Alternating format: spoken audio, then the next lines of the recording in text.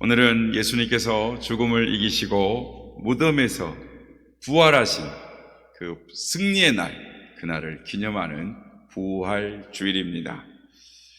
초대교회 성도들은 이 주일만 되면은 이렇게 인사를 나눴다고 합니다. 한쪽에서 예수 그리스도께서 부활하셨습니다라고 말하면, 다른 한쪽에서는 진실로 예수님께서 부활하셨습니다 이렇게 합니다. 우리 서로 인사 나누겠습니다. 먼저 한쪽이 먼저 이렇게 쳐다보고 인사를 나누셔야 됩니다. 이렇게 쭉 쳐다보십시오. 짝을 딱 정해서 쳐다보세요. 자, 한 분이 합니다. 예수 그리스도께서 부활하셨습니다. 나머지 한 분이 진실로 예수님이 부활하셨습니다. 네, 이제 역할을 바꿔서 한번 인사해 보겠습니다. 예수 그리스도께서 부활하셨습니다. 진실로 예수님이 부활하셨습니다. 네, 예수님께서 오늘은 부활하신 승리의 날, 기쁨의 날, 영광의 날, 하나님께 온전한 찬미와 경배를 드리기도 부족합니다. 우리의 모든 것은 부족합니다. 그 하나님께 영광과 존귀를 올려드리는 우리 모두가 되시길 주의 이름으로 축복합니다. 하루살이하고 잠자리하고 하루를 놀았습니다. 잠자리가 하루살이를 보고, 하루살이야 오늘은 그만 놀고 내일 보자. 하루살이가 내일이 뭔데? 라고 했습니다. 잠자리하고 참새하고 가을에 신나게 놀았습니다. 참새가 이 잠자리에게, 잠자리야 가을이 다 지나가는구나, 내년 가을에 보자 라고 했습니다. 잠자리는 내년 가을이 뭐니? 라고 했습니다. 개구리가 물속에서 고기들과 같이 놀다가 고기들 보고 말하기를, 고기들아 나 잠깐 밖에 좀 나갔다 올게 그랬습니다. 그랬더니 고기들이 밖이 뭐야? 이렇게 물어봤습니다. 그래서 개구리가 하는 말이, 야, 저 물 밖에는 말이야 꽃도 피고 나비도 날아다니고 또 하늘에는 구름이 흘러다니고 또 밝은 태양이 있어. 밤에는 말이야 달도 있고 별도 뜬단다. 고기들은 도대체 개구리가 하는 말이 뭔 말인지 알지를 못했습니다. 차원이 다르기 때문입니다. 부활신앙을 갖지 못한 이들에게 부활에 대하여 아무리 말해도 알지를 못하는 것입니다. 우리 기독교인들은 이 부활절이 축제 중에 축제입니다. 가장 큰 축제입니다. 부활절보다 소중한 날이 없기 때문에 부활절을 기쁨으로 감격으로 맞이하게 하기 위해서 사순절 동안 40일 동안 이 날을 기다리고 준비하는 것입니다. 그래서 중세교회에서는 사순절 기간에는 이 미사곡 중에 할렐루야라든지 이런 찬양을, 웅장한 찬양을 하지 못하도록 했습니다. 그러나서 부활절이 되면 영광의 찬양, 할렐루야 찬양을 우렁차게 경배했습니다. 또 사순절 내내 금식을 하다가 부활절날 금식을 끝내고 기쁨으로 음식을 먹으면서 감사함으로 하나님 앞에 찬양을 올려드렸습니다. 여러분, 우리의 모든 죄 허물을 주님께서 십자가에서 깨끗하게 다 사하여 주시고 이제 부활하심으로 우리를 의롭게 하셨습니다. 이제 부활의 기쁨과 감격으로 살아가는 우리 모두가 되시기를, 하늘의 기쁨과 소망을 가지고 살아가시는 우리 모두가 되시기를 예수님 이름으로 다시 한번 축복합니다. 세상 사람들은 무덤에 관심을 갖습니다. 양지 바른, 햇빛이 바른 양지 바른 곳을 명당이라고 해서 이 길을 쓰고 찾아다닙니다. 더 과관인 것은 무덤에 입고 들어가는 수위에 대해서도 엄청 신경을 씁니다. 그래서 어떤 분의 이 글을 보니까 수의 가격이 천차만별입니다. 수백만 원에서 수천만 원, 심지어 이 수의가 1억이 넘어가는 수의가 있습니다. 어떻게 하면 1억이 넘어갈까요? 수의에다가 황금 가루를 팍 뿌리는 것입니다. 그래서 황금 수의를 입고 이렇게 누웠기 때문에 세월이 오래 지나면 유골이 뭘로 변할까요? 황금색으로 변한다라고 믿는 것입니다. 그러면 집안이 잘 된다라고 생각을 하는 것이죠. 그런데 이렇게 황당하게 허무맹랑하게 믿는 사람들이 있을까? 이렇게 우리가 생각하지만 실제로 이런 일들이 있습니다. 많은 사람들의 의식 속에 있습니다. 그것을 증명하는 것이 요즘 이 개봉한 영화 중에 이 파묘라는 영화가 있습니다. 그 영화에 보면 사람들이 얼마나 이 묘자리에 집착을 하는지 말도 안 되는 것들을 믿는 것들을 우리가 보게 되는 것입니다. 부활신앙과 동떨어져 살아가는 사람들은 이 코미디 같은 어리석은 행동들을 하는 것입니다. 부활이 없는 사람들은 무덤에 묻힐 것에, 죽어 무덤에 묻힐 것에 밖에는 관심이 없는 것입니다. 그것이 그들의 인생의 전부이기 때문입니다. 사람에게 두려운 것이 있다면 그것은 죽음인 것입니다. 전 세계의 인구 중에 1년에 6천만 명이 죽음을 맞이한다고 합니다. 그리고 지금 우리가 드리는 이 예배 시간 1시간 동안도 7천 명이 죽는다라고 합니다. 그리고 언젠가는 우리도 그 숫자에 들어가게 될 것입니다. 죽음은 우연이 아니라 반드시 이루어지는 필연이라는 사실입니다. 그리고 그 죽음은 순식간에 우리의 모든 것들을 다 앗아갑니다. 아름답고 행복했던 가정이 무참히 파괴되기도 하고 사랑하는 가족들과 이웃들을 빼앗아 가는 것입니다. 그리고 나 자신이 죽음을 맞이할 때도 그동안 누려왔던 모든 것들을, 나의 꿈과 행복, 소유한 모든 것들을 다 빼앗아 버리는 것입니다. 아무리 권력이 있고 지식이 있고 재물이 많다 할지라도 죽음을 이길 수는 없는 것입니다. 그래서 죽음은 우리에게 가장 두려운 것입니다. 그래서 죽음을 당할 때 사람들은 그 앞에서 통곡을 하는 것입니다. 이제는 모든 것이 다 끝났다고 슬퍼하며 괴로워하며 통곡을 하는 것입니다. 오늘 본문에 보면 마리아가 무덤 밖에서 울고 있습니다. 그 울음은 이 소리를 죽여서 조용히 우는 울음이 아닙니다. 이 울었다라는 단어를 원어랑으로 보면은 크라이우사라고 하는데 이 말은 대성통곡을 했다라는 것입니다. 왜 그렇게 슬퍼하며 대성통곡을 했을까요? 예수님의 시신이 없어져 버렸기 때문입니다. 사랑하는 이가 죽은 것도 지금 슬프고 괴로워 죽겠는데 시신까지 없어져 버렸으니 얼마나 통곡할 일이겠습니까? 그녀는 예수님을 사랑한 여인이었습니다. 귀신 들려 모든 사람들에게 조롱당하고 사람 취급을 받지 못할 때 예수님을 통해서 고침을 받았습니다. 예수님을 통해서 인생이 회복되었습니다. 그래서 예수님의 사랑을 받은 사람들, 은혜를 받은 사람들은 그 은혜를 잊지를 못하는 것입니다. 그런데 예수님이 시신이 없어져 버렸어요. 그러니 통곡하는 것입니다.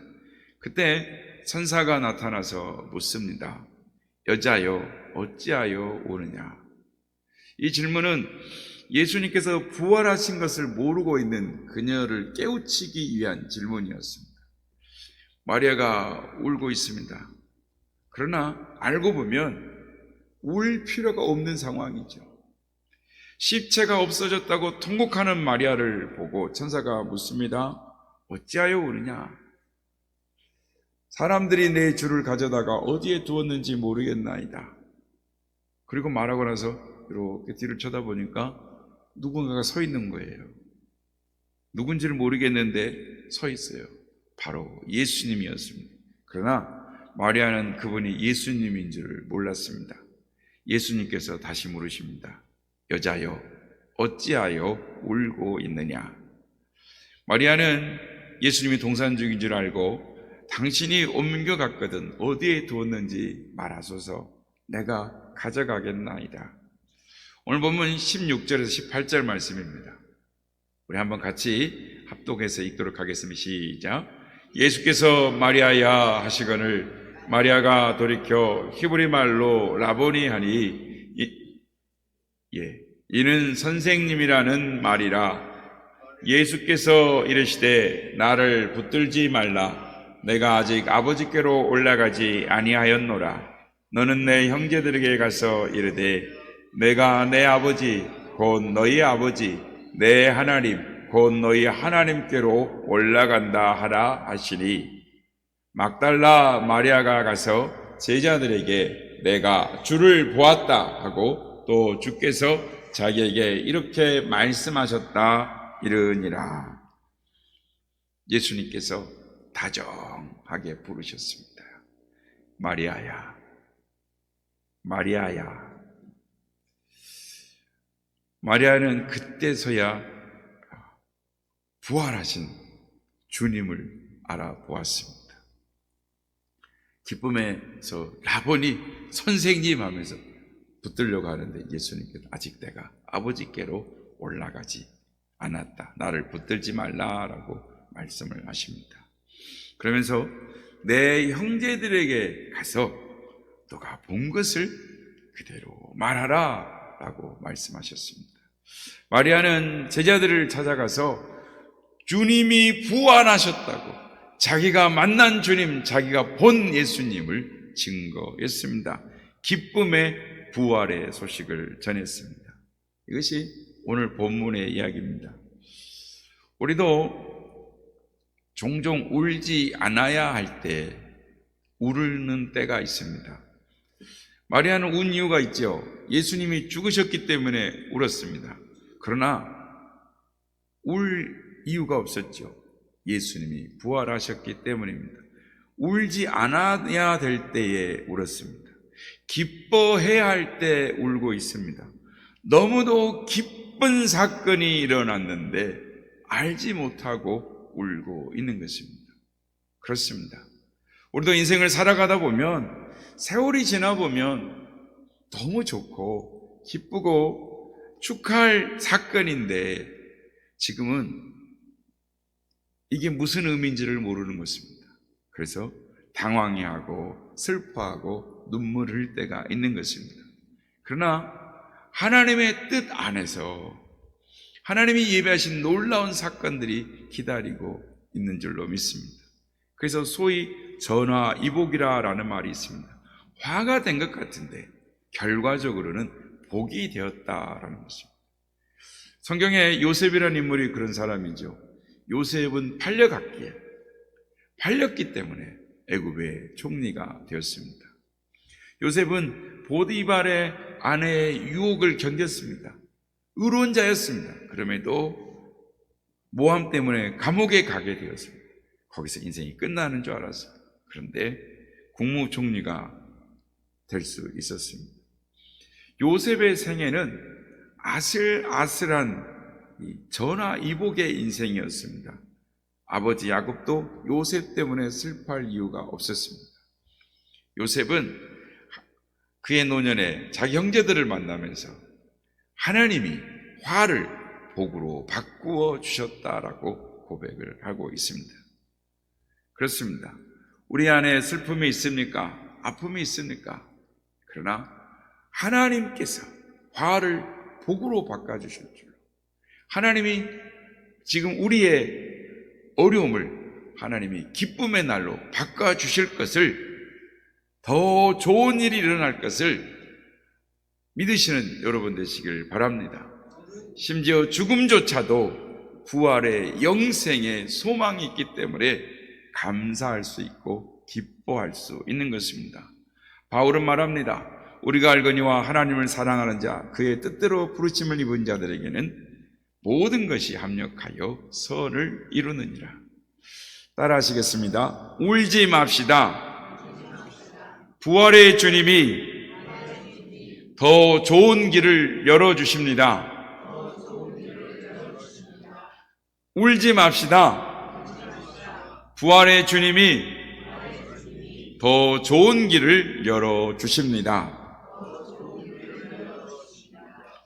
마리아가 예수님의 시신이 없어졌다고 울었는데 사실은 알고 보니 시신이 없어져야 유익한 것입니다. 만일 시신이 그대로 있었다면 우리에게는 불행한 것입니다. 시신이 사라진 무덤이야말로 온 인류에게 부활의 소망을 준 최대의 선물이었습니다. 예수님은 잠자는 자들의 첫 열매가 되셨습니다. 결과적으로 우리는 이렇게 고백할 수 있습니다. 주님 앞에 이런 말씀드리기는 너무나 송구하지만 주님 잘 돌아가셨습니다. 주님 그렇게 말씀하셨어요. 내가 가는 것이 너희들에게 유익이다. 성령님이 보혜사 성령이 오셔야 된다라고 말씀하셨어요. 시신이 없어진 것이 너무나 잘된 것이죠. 그렇습니다. 우리가 살다 보면 울 필요가 없는데 우는 경우가 있습니다. 그러므로 우리는 어떤 사건이 있을 때 좀 더 깊이 보고 좀 더 길게 생각해 볼 필요가 있습니다. 그리고 하나님 앞에 그것을 깊이 올려다 보며 하나님을 바라볼 때 우리는 울 필요가 없습니다. 우리는 어떤 상황에서도 희망을 잃지 말아야 하는 것입니다. 주님이 살아 계시기 때문입니다. 살아계신 주님을 믿으면 죽음과 고난이 끝이 아닙니다. 믿는 사람에게는 절망이 없습니다. 절망의 다른 이름은 희망인 것입니다. 옛날 순교자들이 죽을 때도 평안을 잃지 않았습니다. 죽음은 주님을 만나는 미팅의 시간이었기 때문입니다. 우리가 죽으면 천국의 문이 열립니다. 부고장은 천국 시민증입니다. 성도의 죽음은 더 나은 삶을 위해 나아가는 것입니다. 그러므로 어려운 일을 당했다고 낙심하지 마시기 바랍니다. 부활하신 주님이 우리를 도와주시는 것입니다. 기차가 터널을 지나가다가 어두워졌다고 해서 기차에서 내릴 필요가 없습니다. 왜냐하면 가만히 기다리고 있으면 기차가 가죠. 터널을, 긴 어둠의 터널을 지나 밝은 곳으로 나아갑니다. 고난의 터널은 조금 후면 끝이 나는 것입니다. 부활의 소망이 없는 사람들은 죽음 앞에서 공포와 두려움 가운데 죽어가는 것입니다. 그러나 부활 신앙을 가진 자들은 죽을 때조차도 찬송을 부르며 죽습니다. 성도에게 죽음은 끝이 아니라 새로운 시작인 것입니다. 성도 여러분, 주님은 살아나셨습니다. 부활하셨습니다. 그리고 수많은 사람들에게 나타내 보이시고 40일 만에 승천하셨습니다. 그리고 지금 하나님 아버지 보좌 우편에 계십니다. 그리고 어제나 다시 오실 것입니다. 우리는 이 주님의 부활의 소식을 전해야 합니다. 빈 무덤을 목격했던 마리아가 어떻게 했습니까? 그녀가 골방에 들어가서 기도했습니까? 고민했습니까? 안 했습니다. 막달라 마리아는 주님이 부활하셨다라고 기쁜 소식을 달려가 전했습니다. 여러분, 삶이 힘들고 울고 싶으십니까? 부활하신 주님을 바라보십시오. 주님은 죽어 사라진 분이 아니십니다. 지금도 살아계시고, 지금도 우리와 함께 계시고, 우리 곁에 계시고, 우리를 도와주시며, 우리를 찾아오셔서 하늘의 은혜를 부어주시는 분이십니다. 부활하신 주님을 바라볼 때 슬픔과 고통이 끝이 나는 것입니다. 주님이 우리에게 오늘도 물으십니다. 내가 너와 함께 하는데 왜 울고 있느냐? 내가 너와 함께 하고 있는데 왜 울고 있느냐? 사랑하는 누구야?